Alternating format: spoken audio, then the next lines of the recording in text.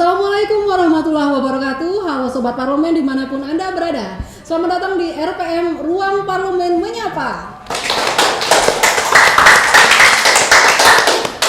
Pada hari ini spesial sekali di podcast RPM telah hadir anggota DPD Jangebong dari kaum milenial nih. Ada Bapak Putra Mas Wigoro. Selamat datang Bapak. Iya, Bapak Putra Mas Wigoro dari Partai Perindo dan juga merupakan anggota Komisi 2 DPD Jangebong. Dan pada hari ini kita bakal ngobrol lebih dekat bersama Bapak Putra. Namun sebelumnya saya ingatkan kembali kepada Sobat Parlemen untuk mengikuti, subscribe, follow semua akun medsos Humas DPD Jangebong baik di YouTube, Instagram, Facebook, dan TikTok dengan nama akun Humas DPD Jangebong. Akan ada hadiah menarik bagi komentator yang beruntung. Nah, apa kabar Bapak Putra? Terima kasih, luar biasa. Luar biasa ya Pak ya. Sebelumnya makasih nih di tengah kesibukan Bapak udah menyempatkan hadir di podcast RPM.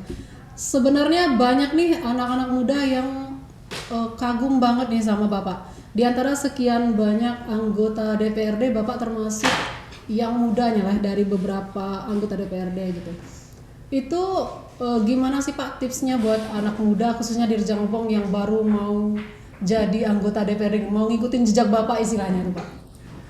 Ya, kalau ini menurut saya yang saya lakukan dan saya jalanin selama ini yaitu bergerak udah 2017. Saya tetap menyapa masyarakat, tetap bersosial, tetap berkunjung ke masyarakat dan juga kita kalau ada sedikit berlebih kita berbagi untuk sesama. Iya. Kalau Pak Putra lebih banyak ini ya di sosial bergeraknya ya, bukan karena mau mencalonkan anggota DPRD sebenarnya jauh dari sebelum mencalonkan diri memang sebenarnya udah banyak pergerakannya di situ di yayasannya Pak Putra ya.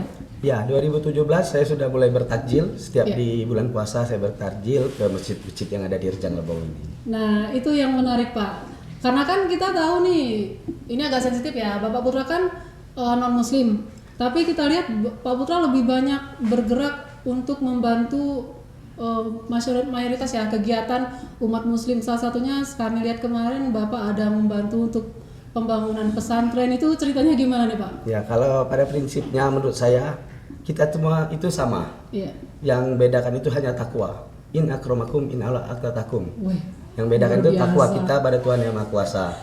Jadi saya terpilih itu karena ya Bhinneka Tunggal Ika, berbeda tapi tetap satu tujuan. Mungkin itulah ya yang bikin Bapak pada akhirnya dapat mengambil hati masyarakat gitu ya Pak. Ini kegiatan Bapak kalau kami lihat padat sekali nih Pak. Dari awalnya Bapak ini sebelum jadi anggota DPRD apa nih? Pengusaha ya Pak ya? Jatuhnya pengusaha ya? Iya, pengusaha. Pedagang iya. Usaha apa lagi Pak? Hotel, perhotelan. Pokoknya di usia yang sangat muda udah mencoba segala bidang gitu ya.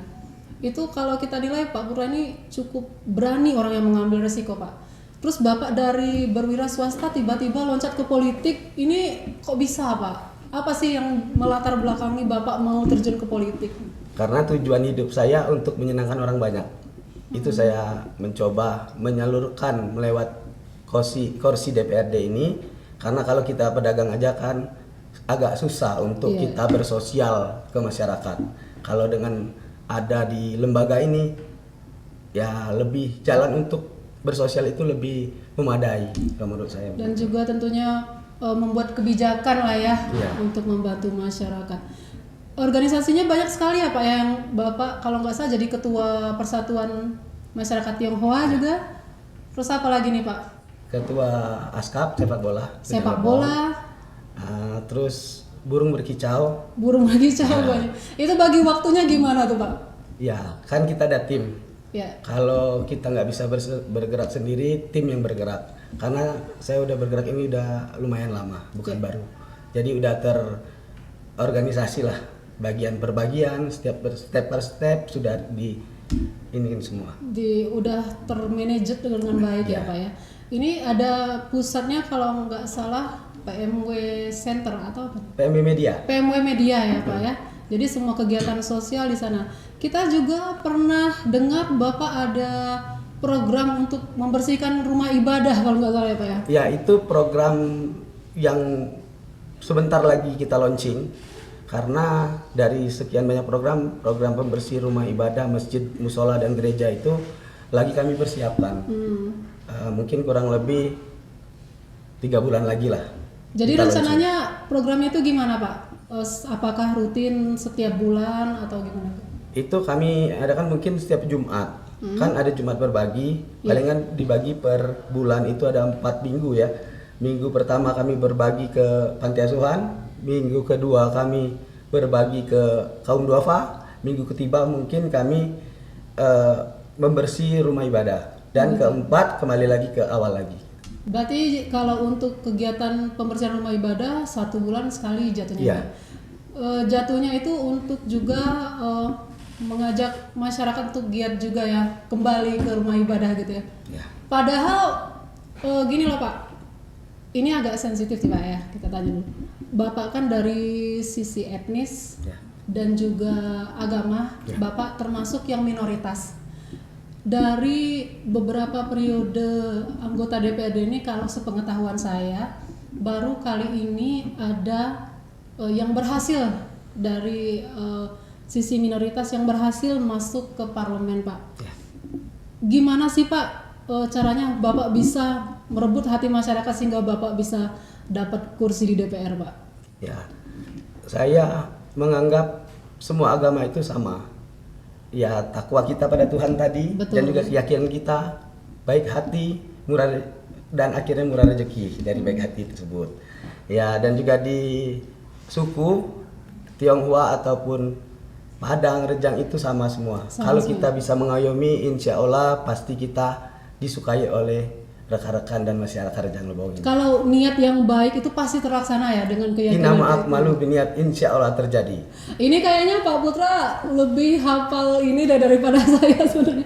Kalau saya sebenarnya yang muslim malah nggak sehafal Pak Putra, malu saya Pak. Insecure saya. Ya, jadi sebenarnya perbedaan itu malah sebenarnya tidak menjadi patokan ya Pak ya. Yang penting kita semuanya bersatu bersama-sama gitu untuk memajukan. Dan juga waktu pelantikan dulu saya merasa minder sebenarnya. Tapi ternyata rekan-rekan DPR ini luar biasa. Wah, saya pikirkan sendiri nih orang pakai Pak Ustadz, saya pendeta sendiri. Wah, minder itu kurang lebih seminggu saya nggak bisa tidur mikirin waduh gimana. Ternyata luar biasa rekan-rekan DPR Rejang Lebong ini soal agama tidak menjadi masalah bagi mereka, malah mengayomi, malah membangkitkan semangat saya. Dan juga waktu saya pelantikan mereka kasih aplaus yang sangat meriah untuk saya. Saya sangat luar biasa untuk rekan-rekan anggota DPR Rejang Lebong. Mantap. Tapi nanti dulu Pak, orang kan biasanya minder tuh sebelum bertarung gitu loh Pak. Bapak udah menang baru minder, gimana? Minder waktu pelantikan itu beda karena saya sendiri kan orang pakai Al-Quran, maaf gitu kan. Kalau saya pakai Alkitab dan juga pendeta sendiri, seminggu saya nggak bisa tidur itu. Jadi ternyata ya rekan-rekan senior baru dari 30 orang, 29 orang tersebut ternyata nggak ada yang mengejek maupun apa. Saya salut dengan rekan-rekan saya anggota DPRD Rejang Lebong, luar biasa. Mengayomi. Ya, kita pengen tahu nih Pak, untuk selama Bapak menjadi anggota DPRD di periode pertama ini, kalau untuk kegiatan sosial yang selama ini Bapak sudah lakukan kayak ambulan gratis ada ya Pak ya, terus ada pemadam kebakaran gratis ya Pak ya, itu 24 jam siap ditelepon Pak? 1 kali 24 jam kami siap melayani tanpa biaya, free. Itu yang nomor teleponnya dipajang di bundaran itu ya Pak ya? Yang ada iya, silakan hubungi sana. Terus kalau nggak diangkat silakan ke nomor saya pribadi langsung, saya siap melayani untuk masyarakat Rejang Lebong khususnya. Biasa. Oke, dari sekian banyak itu kan udah banyak nih Pak kegiatan sosial kayak tadi Jumat Berkah, berbagi, terus ada program-program kayak ambulan gratis, mobil pemadam kebakaran, lain-lainnya nggak bisa disebut, pokoknya banyak banget soalnya Bapak. Itu kan kegiatan pribadi Pak. Kalau untuk Bapak sebagai anggota DPRD tentunya Bapak kan ada menyerap aspirasi masyarakat nih. Selama Bapak menjadi anggota DPRD, ada nggak sih yang udah terrealisasi dari aspirasi yang disampaikan ke Bapak? Ada. Pada waktu dekat ini pembangunan kuburan, jalan kuburan yang ada di arah ke Lebong itu. Pemakaman? Ya, Kristen. Itu kita udah ini. Walaupun bukan dapil saya ya, seluruh masyarakat Rejang Lebong saya jaring aspirasi, terus kayak berusaha, berupaya untuk kita naikkan ke tingkat DPR. Itu yang luar biasanya Pak. Walaupun bukan dapil Bapak, tetap Bapak perjuangkan. Kalau dapil Bapak sekarang di mana Pak? Saya Meliputi dapil 4. kecamatan Curug Tengah, Selatan, dan Timur. Curug Tengah, Selatan, dan Timur ya. Tapi sebenarnya semuanya tetap terakomodir ya Pak ya. Oke. Sobat Parlemen, itulah tadi sekilas obrolan kita bersama anggota DPRD Bapak Putra Mas Wigoro. Terakhir Bapak, ada lagi nih baru nanya. Pesan Bapak nih buat para generasi muda apa nih Pak? Biar bisa mengikuti suksesnya Bapak. Tetap semangat dan juga selalu ikhlas untuk melakukan setiap kegiatan yang kalian perbuat. Wih, siap ya. Diingat tuh pesannya dari Pak Putra. Oke Sobat Parlemen, demikianlah tadi seluruh obrolan kita bersama anggota DPRD Komisi 2 dari Partai Perindo, Bapak Putra Mas Wigoro. Kapan-kapan kita ngobrol lagi ya Pak ya. Siap. Secara spesifik kita bakal bahas mengenai isu-isu yang hangat ataupun aspirasi yang Sobat sampaikan khusus untuk buat Bapak Putra Mas Wigoro. Akhirnya saya Anita pamit undur diri, sampai jumpa di podcast lainnya. Parlemen Berdaya, Rejang Lebong bercahaya.